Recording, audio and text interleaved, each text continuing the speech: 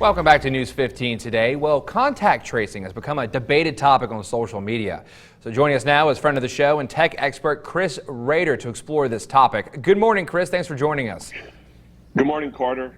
Well, let's get right into it, Chris. Explain really quick what contact tracing is. We hear all about it all the time, but what does it entail?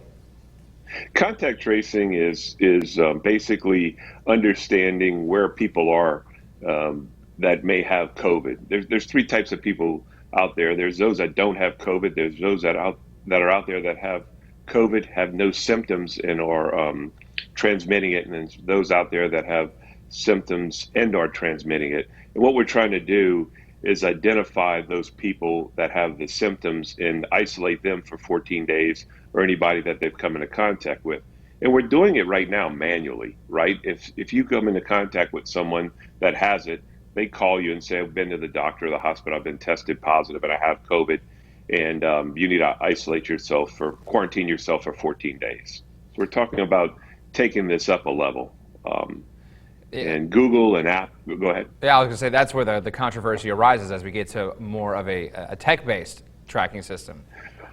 Correct. So there's something called cryptography where the idea behind it, Google and Apple are working on something, but if you have an app on your phone and I have an app on my phone, and it just transmits data as to where we are all the time, or through Bluetooth, if I come into contact with you and I don't know you, maybe in a public place, then if you go to the hospital and get tested for COVID and you're positive and they put it in a database, my phone would be checking in with that hospital constantly, and I would know that I came into contact with you, let's just say at some prior time within the last 2 days, and it would notify me, so I'd quarantine myself. And that is the key, because if we can get 60% of the population to use this, then we can exponentially start decreasing it instead of exponentially increasing COVID. And that's where the value is, but people are wary to disclose all this information, like where they are, because they think it'll be used for some other means. Okay, well, how effective is it in tracking the spread of COVID-19, really?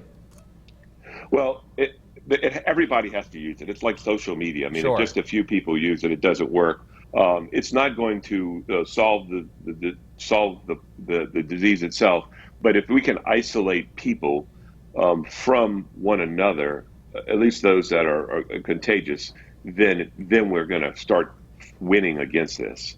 And that's the idea behind it, because too often people are coming into contact with others in public places and not knowing, and even private, not knowing that someone has it, and then they keep spreading it and spreading it and spreading it. Until we stop that, we're going to continue to have problems. An app would be a way to allow us to target certain areas while opening up other places that don't see as much spread. Chris, thank you so much. We appreciate you joining us, and we'll talk to you next week. Thank you very much, Carter. All righty.